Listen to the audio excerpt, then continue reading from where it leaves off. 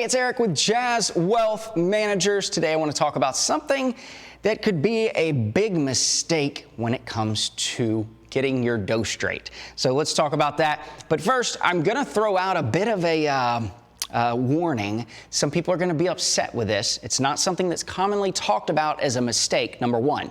But number two is it's kind of a hot topic for some people. Some people are angry about the whole dynamic of what this is. Some people feel that it's not fair, and other people feel that it's a whole political thing that they have their opinions on.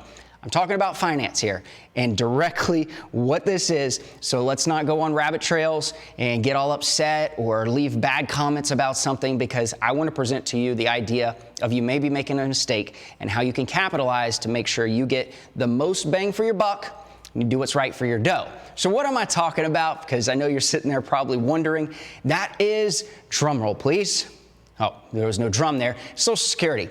Social Security is one of those that if you don't do it right, even now, let's just say that you're 50 years old, you actually want to start looking at Social Security now and thinking about a couple things just so that you can capitalize on it.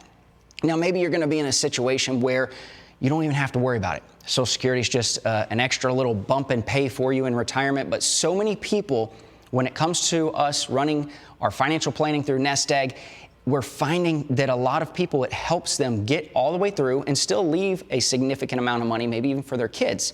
But if they're not taking Social Security serious when it comes to all of the accounting for it, then it could be a big, costly financial mistake. So let's first talk about, I've actually got two things I want to talk about with these mistakes that you could look at. The first one is how long you have to work to get Social Security, and that is 10 years.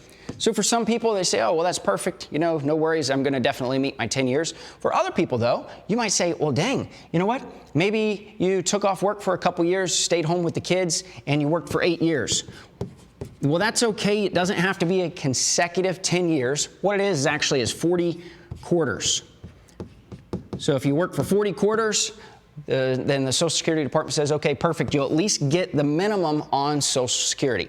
So think about that. If maybe you've only worked for 8 years, just you want a little bump in pay when it comes to retirement years, think about making sure that you get to the minimum there so that you can get the Social Security. Now, the other one that I want to talk about, this is how exactly they calculate Social Security, because this is going to be the one that could give you just a couple extra bucks. Maybe you're at that breaking point when it comes to your retirement projections and you just need a little bit more.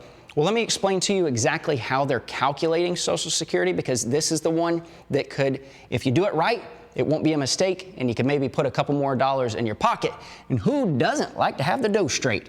All right, so how exactly are they looking at this? Well, they're looking at it over a 35-year period of time. So if you started working at 20, you worked to 55, that means you've got everything covered. You got 35 years there.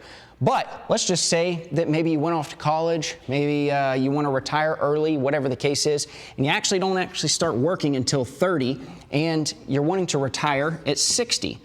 Well, what's going to end up happening is if they're looking at 35 years, they're going to actually write this out 1, 2, 3, 4, 5, all 30 years. Well, some of those years, you might have a fat goose egg, 0, 0, 0.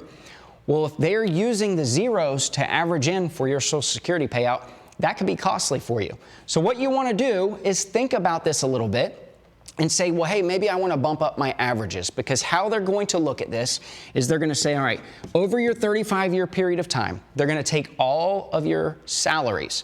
So let's just say in year 2000, you made $50,000.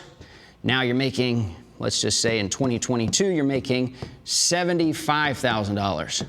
All right, so we've got different time periods here and different things. So they're going to be looking at all of these and adding them together. The cool thing, though, is one thing that they are doing, there's actually kind of a benefit to government and all of this stuff. So don't worry.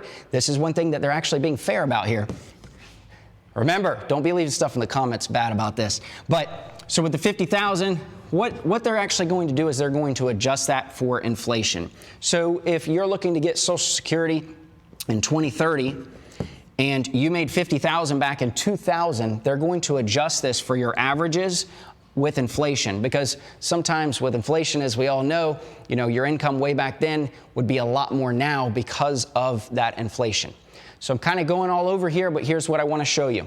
So if you've got the 35 years, let's just say that you've only worked 29. First thing is, make sure that you're trying to get up to that 35 so you're not getting the goose egg. Second thing is, here's exactly how it's going to work. So if you have 35 years, and let's just say that your average is 100,000, what they are going to look at, and let's just say that that's after they've adjusted for inflation and all of that.